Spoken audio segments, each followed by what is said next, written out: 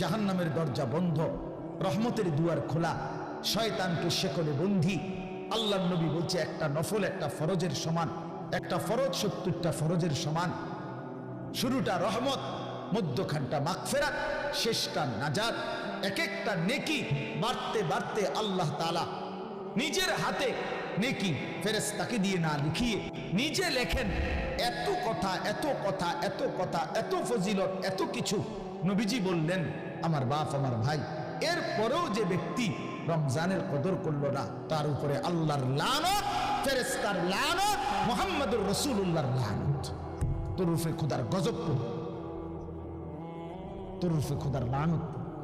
হ্যাঁ, এটা আমি বলিনি, এটা জিবরাইল বলে গেছেন।